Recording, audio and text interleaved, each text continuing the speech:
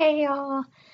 I hope y'all had a good weekend and I hope your test went well. I don't know what the grades are yet. Coach Reese is going to send them to me so I can see where y'all stand.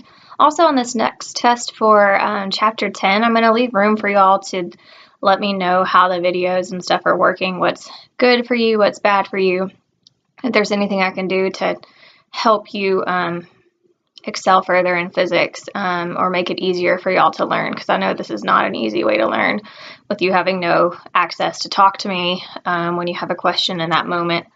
So that's always difficult, but if y'all can just let me know how you're feeling and what you're doing well in, what you're struggling with, I can try and help fix and make this as easy as possible for y'all, okay? I heard that there were only 4 students in class on Friday, so I'm not quite sure what y'all did. I know it was a time for you to, I went over 2 of the questions in a previous video, the ones that y'all were struggling with. I hope I clarified some of your questions. I'm sure that if y'all didn't watch it, y'all will watch it on Monday. So that was what you were going to do Friday, and also it was going to be vocabulary, which is what we usually do at the beginning of chapters. So if you didn't know to do your vocab, or if you were one of the 4 students there and you didn't get your vocabulary done, it'll be due tomorrow. It'll be due Tuesday. And just turn it in to Coach Reese. I think I said it would be, I don't know. I put it in the lesson plans for him. It's either 15 or 20 points, I believe. So just show it to him and he'll put that in for you, and it'll just be a little grade booster. Yeah, so let's see. We're on chapter 10 now.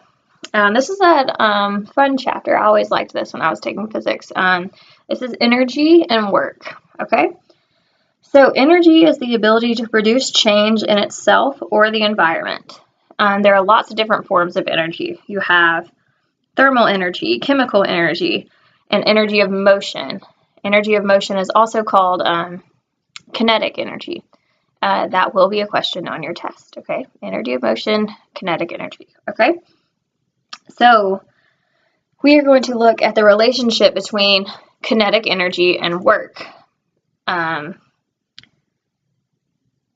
They have to kind of do with each other because this is energy in motion and that produces work, okay? So what we're going to do first is I'm going to show you some of the equations we're going to use. I'm going to show you how we get to those equations. I know this part isn't fun for y'all and you just want to be like, okay, tell me the equation, but hopefully it'll make more sense. And I am going to be asking more critical thinking questions, so this could also be very helpful when it comes to that. Okay, so let's look at energy of motion on page 224, the bottom of the page. It says start with an object of mass moving at speed VO. Now apply a force, F, to the object to accelerate it to a new speed, V1. In chapter 5, you learned the motion equation that describes this situation. Hopefully you remember it. If not, this is a refresher. So it is V1 squared equals VO squared plus 2AD. Okay. Let me write this down.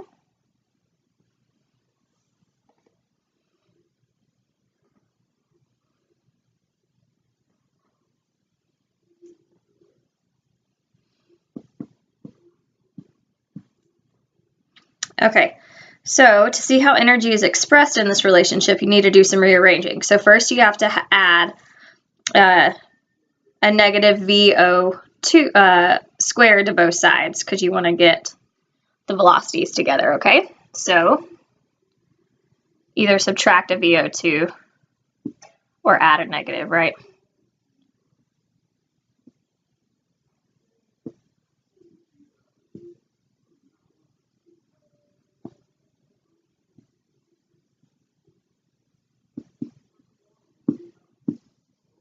Okay, so that's all they did.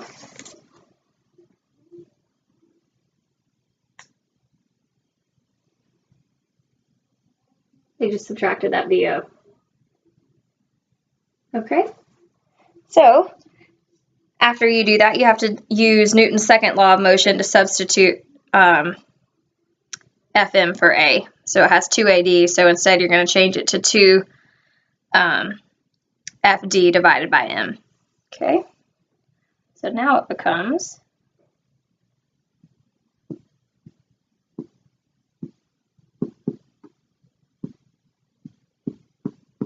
force times distance divided by mass. Okay, it's in your book, but just to show you.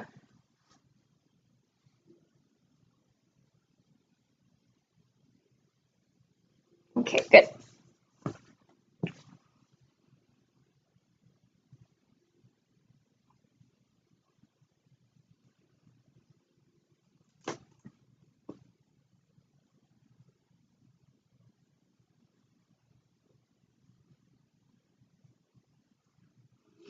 Okay, so finally, what you have to do is you have to multiply both sides of the equation by 1/2 m to get FD by itself, right? So you have 2 FD divided by m, so you have to multiply it by 1/2 m to get rid of it on the right side. So you're left with 1/2 mv1 squared minus 1/2 mv0 squared equals F force times distance.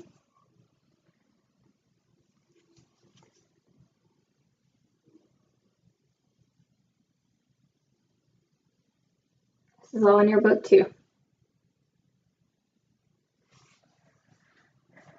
Okay, so on the left-hand side are the terms that describe the energy of the system. This energy results from motion and is represented by the symbol K for kinetic energy, because that's the energy of motion, okay? And it says, because mass and velocity are both properties of the system, kinetic energy describes a property of the system. In contrast, the right-hand side of the equation refers to the environment, a force exerted on the resulting displacement.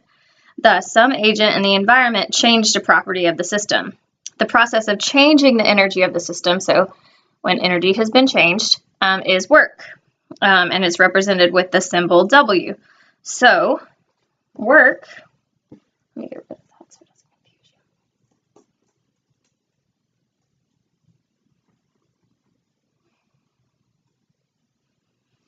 So work is force times distance, and kinetic energy is 1/2 mv squared. Okay, so substituting K and W into the equation, you get K1 minus KO equals work.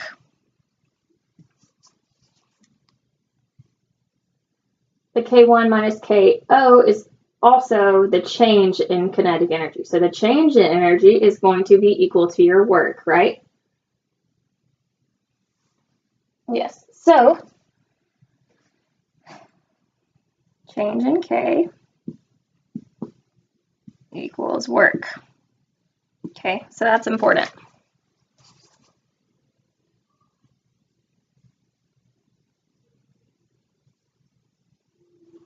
All right, so that's what you're definitely going to need to know, okay? So this equation basically says this, that when work is done on an object, a change in the kinetic energy results, okay? So this hypothesis, change in K equals W, has been tested experimentally many times and it's been found to be correct. And it's called the work energy theorem. So if I ask you on your test, what is the work energy theorem, or what does it state? You can say change in K equals W. You can say that when work is done on an object, a change in kinetic energy results. You can say something like that. Just it can be in words, it can be in equation form. I don't really care. Just know what the work energy theorem is. Okay, so this relationship between doing work and resulting change in energy was established by the 19th century physicist named James Prescott Joule. So in order to honor what he had done, the unit of energy is called a joule, Joule. So if a 2 kilogram object moves at 1 meters per second, it has a kinetic energy of 1 kilogram meter squared divided by second squared, or 1 joule. Okay, so Energy is in joules. If you put it in another unit, it will be wrong. So make sure you do energy in joules. Okay.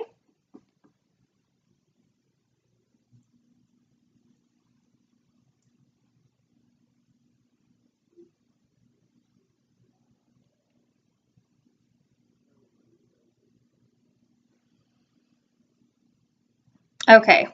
While the change in kinetic energy describes the change in a property of an object, the term FD describes something done to the object. Okay. An agent in the environment exerted a force F that displaced the object an amount D. Okay. The work done on an object by external forces changes the amount of energy the object has. So we're going to look at energy transfer now. So look at 225 at the bottom. So remember back when we studied Newton's laws of motion and momentum, that a system was the object of interest and the environment was everything else. Okay. For example, the one system might be a box in the warehouse and the environment is you, gravity, or anything else that has to do with this box. Through the process of doing work, energy can move between the environment and the system. If you look at figure 10.2, you can see that, okay? Look at how the direction of energy transfer can go both ways, okay? If the environment does work on the system, then W is positive and the energy of the system increases. If, however, the system does work on the environment, then W is negative. So it would be negative. Negative W. And the energy of the system decreases, okay? We are going to learn how to calculate work. Turn to 226. So the equation for work we went over already is W equals force times distance, okay?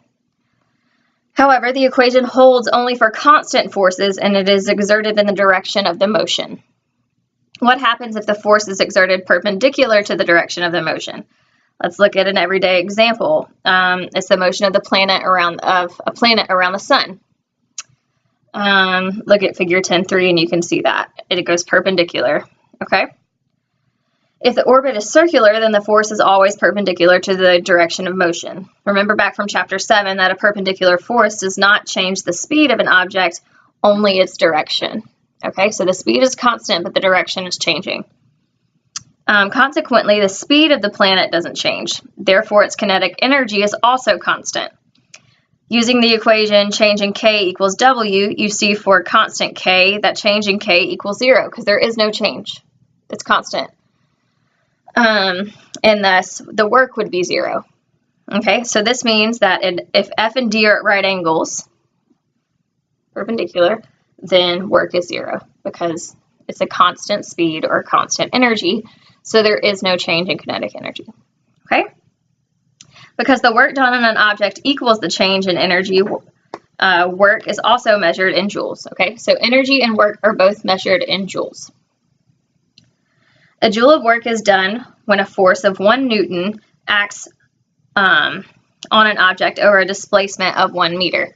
So it's basically a Newton meter. So an apple weighs about 1 Newton. Thus, when you lift an apple a distance of 1 meter, you do 1 joule of work on it. Okay? So basically a joule is a Newton meter. Okay. I'm going to do this example problem for you really quick. It's pretty simple. And then I'm going to let you look at the practice problems. You'll do 1 through 5 on page 227. You should have time to do them in class. If not, you'll do them for homework along with your vocabulary if you have not done your vocab yet. I don't want to overload y'all with homework or anything, but you also are seniors and you're going to be getting ready for college, so I do also want to prepare you for that.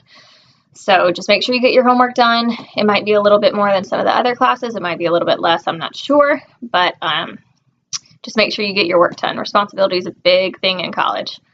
So let's make sure you get your work done. Okay, let's look at the example problem on page 226. A 105-gram hockey puck is sliding across the ice. A player exerts a constant 4.5 Newton force over a distance of 0.15 meters. How much work does the player do on the puck? What is the change in the puck's energy? okay? So we know our mass is 105 grams. All right, we also know our force is 4.5 newtons. We also know our distance is 0.15 meters, okay? So we want to know, it asks, we want to know the work, we don't know, and the change in energy, okay? So, strategy. So let's use the basic equation for work when a constant force is exerted in the same direction as displacement, okay? So what is the basic equation? It is work equals force times distance, okay? So let's plug in. We know our force and we know our distance. So W equals 4.5 newtons, because that's our force, and our distance is 0.15 meters, okay? And when you get that, you get 0.68 Newton meters, or joules. Just put a capital J. Okay, right here. That's what I did. Just use the basic equation. Super easy.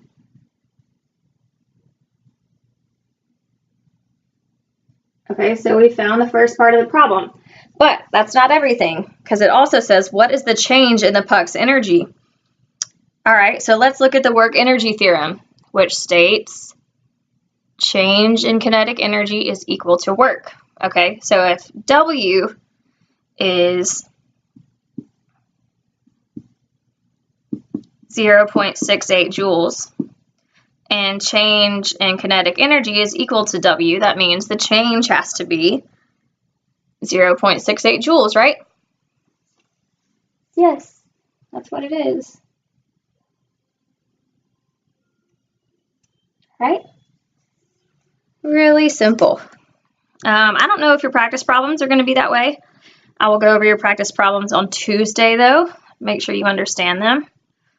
Please keep looking at your practice problems, because y'all had a question that I took exactly from a practice problem that y'all had already completed once. So make sure you pay attention to these.